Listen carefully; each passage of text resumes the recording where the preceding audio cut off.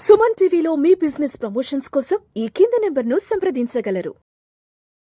నమస్తే, welcome to Suman TV. నేను విష్ణు. ప్రస్తుతంతో పాటు NISM and CRISIL certified wealth manager Revanth Chalamala ఉన్నారు. వారితో మాట్లాడదాం. నమస్తే రేవంత్. నమస్తే అండి. రేవంత్, మీరు రెగ్యులర్ గా చాలా మంది క్లయింట్స్ తో ఇంటరాక్ట్ అవుతుంటారు, చాలా మందితో మాట్లాడుతుంటారు కాబట్టి, సో ఎవరైనా ₹1 కోటి జర్నీని రీచ్ అయిన వాళ్ళతో ఎప్పుడైనా మాట్లాడారా? సో మాట్లాడుంటే వాళ్ళు అంటే వాళ్ళ హ్యాపీనెస్ ఏంటి, వాళ్ళు మీతో ఎటువంటి విషయాలను షేర్ చేసుకున్నారు? అసలు 1 crore జర్నీకి సంబంధించి ఇన్వెస్ట్మెంట్స్ లో. సార్, ₹1 కోటి జర్నీ కాదు, ఫైనాన్షియల్ ఫ్రీడమ్ జర్నీ కంప్లీట్ చేసిన కలిసాను. ఫైనాన్షియల్ ఫ్రీడమ్ జర్నీ, ఓకే, పూర్తిగా కంప్లీట్ చేశారు. ఆయన వయసు కేవలం 42-43 సంవత్సరాలు. ఓకే, 42-43 సంవత్సరాలు. యాక్చువల్గా నా దగ్గరకు వచ్చేటువంటి క్లయింట్స్ ఎక్కువగా వచ్చే వాళ్ళ ఏజ్ గ్రూప్ అది 40-45 మధ్యలో ఎక్కువగా వస్తూ ఉంటారు. ఆ ఏజ్ గ్రూప్ లో మిడిల్ ఏజ్ ఎక్కువ, మిడిల్ ఏజ్. సో ఆ ఏజ్ గ్రూప్ లో వచ్చే క్లయింట్స్ అందరూ కూడా సహజంగా అప్పుడు ఫైనాన్షియల్ ప్లానింగ్ చేసుకోవాలి. అప్పటి నుంచి వాళ్ళ పిల్లలకి సంబంధించిన భవిష్యత్తు కార్పస్ ని ఏర్పాటు చేయాలి. వాళ్ళ రిటైర్మెంట్ కి కావాల్సిన ఫైనాన్షియల్ ఫ్రీడమ్ కి కావాల్సిన కార్పస్ ని ఏర్పాటు చేయాలి. దానికి ప్లాన్ కోసం అని చెప్పి మాట్లాడటం కోసం వస్తూ ఉంటారు సహజంగా. కానీ భిన్నంగా ఒకసారి కుటుంబం వచ్చింది. మొగుడు, పెళ్ళం, ఫాదర్, 42 సంవత్సరాలు, సో మేబీ 38 years, 70 సంవత్సరాల వయసు. ముగ్గురు కలిసి వచ్చారు. వాళ్ళ ముగ్గురు మొహంలో నాకు ఎటువంటి స్ట్రెస్ కనపడలేదు. చాలా పీస్ఫుల్ గా వచ్చారు. వచ్చిన తర్వాత నేను కాన్వర్సేషన్ మొదలు పెట్టాను. సో బేసిక్ గా పోర్ట్ఫోలియో ఏంటి అని చెప్తే ఒక పెద్ద నెంబరే చెప్పారు. దాదాపుగా మనం అనుకున్న దాని మీద ఎక్కువే. ఒక మంచి నెంబర్ తోటే వచ్చారు. ఓకే, నా దగ్గరికి ఎందుకు వచ్చారని అడిగాను. సార్, నాకు కావాల్సినంత నేను కూడబెట్టేసుకున్నాను. కాకపోతే ఇక్కడి నుంచి దీన్ని ప్రొటెక్ట్ చేయడం కూడా ఒక బాధ్యత. ఒక కార్పస్ పెద్దదైతే ఏర్పాటు జరిగింది. ఇక్కడ నుంచి దాని ప్రొటెక్షన్, దాన్ని సేఫ్ గా పైకి తీసుకువెళ్ళటం, నా అవసరాలకు తగ్గట్టుగా వాడే విధంగా దాన్ని ట్యూన్ చేయటం. Okay, right. సో అసలు మీ ప్రయాణం ఎలా మొదలైంది, మీరు ఎప్పటి నుంచి మొదలు పెట్టారు, ఇంత కార్పస్ ఏంటి, ఏదైనా ల్యాండ్ అమ్మేసి పెట్టారా అని చెప్పేసి నేను అడిగాను. లేదు సార్, నేను ₹5,000 SIPతో మొదలు పెట్టాను. ఇన్ని కోట్ల రూపాయలు, 1 కోటి కాదు, ఇన్ని కోట్ల రూపాయలు 5,000 SIPతో మొదలు పెట్టి ఫస్ట్ డే జర్నీ మొదలు పెట్టారు. ఆయన ఎప్పుడు మొదలు పెట్టారంటే 29-30 సంవత్సరాల వయసులో మొదలు పెట్టారు. ఓకే, ఆయనకు ఒక 29-30 ఉన్నప్పుడు, ఇప్పుడు ఒక 42-43 అంతే. 13 ఏళ్ల క్రితం మొదలు పెట్టారు. So how is that possible అండి? ఎంత చేసినా కానీ ఇన్ని కోట్ల రూపాయలు సాధ్యం కాదు కదా అని అంటే ఆయన ఒకటే థియరీ చెప్పారు. సార్, నేను నా ఫోకస్ అంతా నా పని మీదే పెట్టాను. నాకు జీతం పెంచుకునే దాని మీద ఎక్కువగా ఫోకస్ పెట్టాను. నాకు ఆదాయం అంటూ ఉంది కాబట్టి నేను ఈ రోజు ఇంత కూడబెట్టగలిగాను. అసలు ఆదాయమే లేకపోతే నేను ఎక్కడి నుంచి కూడబెడతాను? నా ఫోకస్ మొత్తం పని మీదే మొదలు పెట్టాను. వచ్చే ప్రతి రూపాయిని ఇన్వెస్ట్ చేసుకుంటూ మొదలు పెట్టాను. నేను పనిచేసే కొద్దీ మనకి ఈ ఆప్షన్ వస్తూ ఉంటాయి, బోనస్ల కింద, కంపెనీ షేర్లు, అవన్నీ నాకు ఒక బంచ్లో వచ్చాయి. దాంతో ఈజీగా అక్యుములేట్ చేయగలిగాను. సో నాకు అర్థమైంది, ఓకే, ఒక సాధారణ సాఫ్ట్వేర్ ఎంప్లాయీ కొన్ని కోట్ల రూపాయల కార్పొరేషన్ 42 ఏళ్లకే సంపాదించేయచ్చు అని. దాని కావాల్సింది ఏంటి అని అంటే కేవలం డిసిప్లిన్, అంతే. సో మనం దేనికోసం ప్రయాణం చేస్తున్నాం అని ఒక క్లారిటీ, అంతే. సో ఓకే, ఇంత అమౌంట్ ఇక్కడ పెట్టినప్పుడు నాకు వాళ్ళ ఫాదర్ పక్కన కూర్చొని ఒక మాట అన్నారు. సార్, చాలా పెద్ద అమౌంట్లు ఉన్నాయి సార్, ఇందులో ఉన్న డబ్బులన్నీ ఇక్కడే ఉన్నాయి, నాకు భయం వేస్తుందండి. ఇంత డబ్బులు ఇక్కడే ఉంటే ఏదైనా జరిగితే ఎట్లా, మేమంటే అసలు ఇట్లా భూముల్లో పెట్టేవాళ్ళు, మాకు ఇట్లా ఉండేది అని చెప్పేసారంటే ఒక మాట అన్నాను సార్ తోటి. సార్, మీరు ఏం చేస్తారు? రిటైర్డ్ పర్సన్, ఒక గవర్నమెంట్ ఎంప్లాయ్, మీకు పెన్షన్ వస్తుంది, మీకు అంతా సక్రమంగానే సాగించారు. సార్, మీరు చదువుకున్నప్పుడు మీ ఎడ్యుకేషన్కి ఎంత ఇచ్చారంటే ఫ్రీ సార్, ఎదురు డబ్బులు ఇచ్చేవాళ్ళు అవసరం అయితే ఆ రోజుల్లో. ఓకే, ఫ్రీ సార్ మాకు అని. మీ అబ్బాయిని చదివడానికి ఎంత కాస్ట్ అయింది అని అంటే ₹1,00,000 కూడా అయ్యి ఉండదు సార్ అని. మీ మనవాళ్ళని చూసారా ఇప్పుడు ఎంత అవుతుంది అని అంటే, అవుతుంది సార్, స్కూళ్ళకే దాదాపు 2-3 లక్షలు ఖర్చు అవుతుంది సార్ అన్నారు. మరి అదే ఇంజనీరింగ్, అదే పీజీలు, అదే పెళ్లిళ్ళు. మీ అబ్బాయి పెళ్లి ఎక్కడ చేశారండి? ఊర్లో చేసాం. ఎంత అయిందండి? కొన్ని లక్షలే. ఇప్పుడు ఎంతమందిని పిలవాలి, ఎంత హాల్ బుక్ చేయాలి? ఇప్పుడు ఆన్ యావరేజ్ ఒక్కొక్కరు పెళ్లిళ్ళకి 35-50 లక్షలు ఖర్చు అవుతుంది. మొన్న ఒక సర్వే వచ్చింది. అవును, అంత ఖర్చు అవుతుంది. సో మీరు ఇక్కడ ఒక విషయం అర్థం చేసుకోవాలండి. మీరు ఇంతకు ముందు ఏదైతే చూసారో అది నిజమే. మీరేమంటారు? FDలో పెట్టుకుంటే సేఫ్ కదా అంటారు. సార్, మీరు చూసిన ఇంట్రెస్ట్ రేట్ ఎంత సార్ హైయెస్ట్ అంటే 14 చూసాను సార్ అన్నారు. సార్, ఇప్పుడు ఎంత? 7 వస్తుందా సార్ ఖచ్చితంగా అంటే, లేదు సార్ 5 కూడా వచ్చింది సార్ మొన్న, మళ్ళీ వెళ్ళిపోద్ది అన్నారు. మరి 5% వడ్డీల రేటు తోటి మీ కొడుకు ఆయన జీవితాన్ని సెక్యూర్ చేయగలుగుతారా?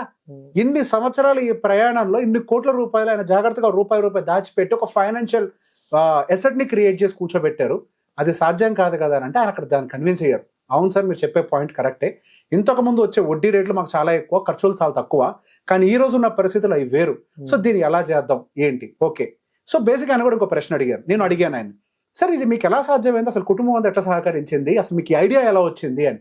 సార్ నేను ఆ ప్రయాణం మొదలుపెట్టింది అందరిలాగానే ఒక సేవింగ్స్ ఇన్సూరెన్స్ ఉంటాయి కదా, savings policy cum insurance, LIC, SBI, Tata, XYZ వాళ్ళతో మొదలు పెట్టాను.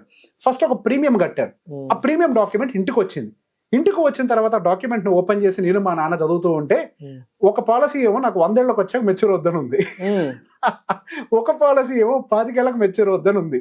మా నాన్న ఒకటే మాట అన్నారు, ఒరే మన జుట్టు తీసుకెళ్లి వాడి చేతిలో పెట్టేది ఏంటి, రేపు మన జీవితంలో ఏదైనా ఎమర్జెన్సీ వస్తే మనం వెళ్ళి వాడిని అడుక్కోవాలా, మన డబ్బులు మనకు కావాలంటే మనం కట్టిన దాంట్లోంచి కట్ చేసుకొని ఇస్తాడు, అసలు ఇట్లాంటి పాలసీలు ఎందుకు, పోతే పోయింది ఒక ప్రీమియం వదిలిపడేసే అక్కడ అని చెప్పేసి దాన్ని వదిలేశారు. ఆ వదిలిన తర్వాత ఎక్కడ పెట్టాలి అని వెతికే దాంట్లో భాగం కింద నాకు మ్యూచువల్ ఫండ్ దొరికింది. ఆ మ్యూచువల్ ఫండ్ ప్రయాణం అట్లా 2011లో మొదలుపెట్టి 5,000 రూపాయలతోటి వచ్చే బోనసులతోటి, ఈ సాప్స్ అమౌంట్స్ తోటి, రకరకాల అమౌంట్స్ తోటి కొన్ని కోట్ల రూపాయల కార్పస్ ని క్రియేట్ చేసి పెట్టేశారు 42 ఏళ్లకే. సో దాదాపుగా సింపుల్ ఒకటే ఫిగర్ చెప్తా, వాళ్ళ పిల్లల ఎడ్యుకేషన్ కోసం 1 కోటి రూపాయలు పెట్టారు ఆయన. సార్ మా పిల్లల ఎడ్యుకేషన్ కోసం కార్పస్ 1 కోటి రూపాయలు ఉందండి, నా టార్గెట్ ఏంటి అని అంటే ఆ 1 కోటి నుంచి 1 రూపాయి నేను బయట తీయద్దు, దాని మీద వస్తుంది చూసారా 12% రిటర్న్, 12 లక్షల రూపాయలు సంవత్సరానికి, సరిపోదా సార్ నా పిల్లల ఎడ్యుకేషన్ కన్నారు. 12 లక్షలు. సరే ఎంత పెద్ద కాలేజీలో జాయిన్ చేసినా ఇప్పుడు 5 లక్షలకు మించి ఉందా సార్ సంవత్సరానికి ఫీజు? 6 లక్షలు వద్దా? కానీ అండి నేను చదివించుకుంటా, 1 రూపాయి కదలదు, మొత్తం డబ్బులు అక్కడే ఉంటాయి. మా పిల్లల పెళ్లిళ్ళ కోసం డబ్బులు ఉన్నాయి, నేను బతకడం కోసం నా దగ్గర ఇంత కార్పస్ ఉంది. ఈ రోజు సార్ నేను ఇంతకు ముందు 2-3 సంవత్సరాల క్రితం అండి రాత్రి 12-2 గంటల దాకా పనిచేసేవాడినండి ప్రతిరోజు.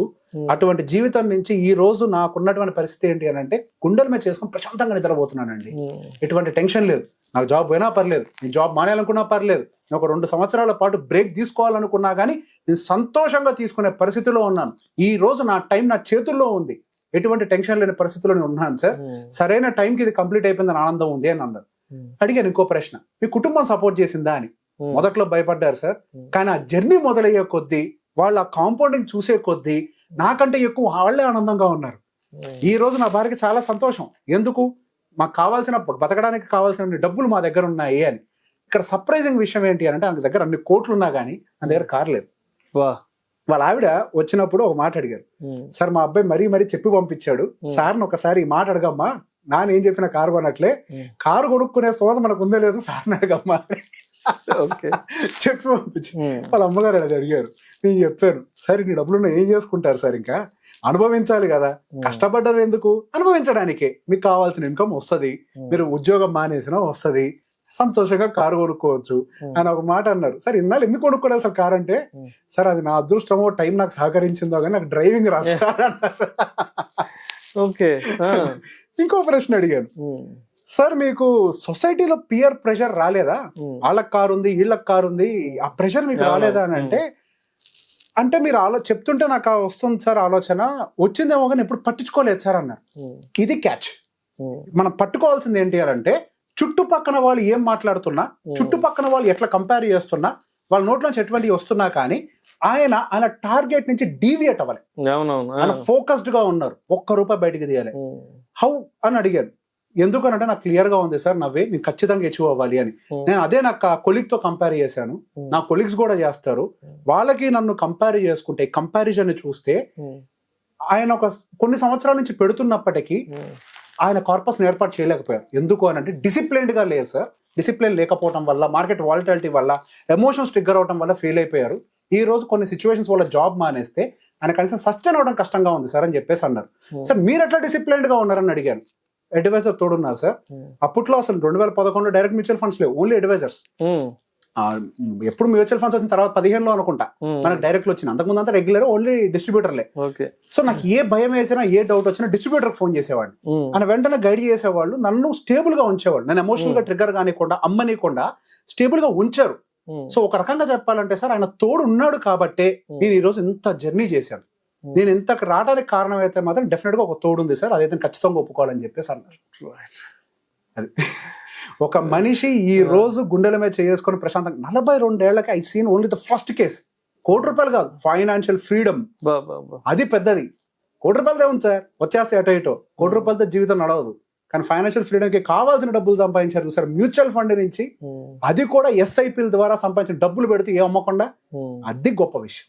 సో మొత్తానికి మన అవసరానికి ఎటువంటి టెన్షన్, ఎటువంటి భయం లేకుండా మనకు కావాల్సిన డబ్బును తీసుకెళ్ళి మన అవసరాలు తీర్చుకోవడం financial freedom. Yes right. Thank you so much Revanth. Thank you అండి.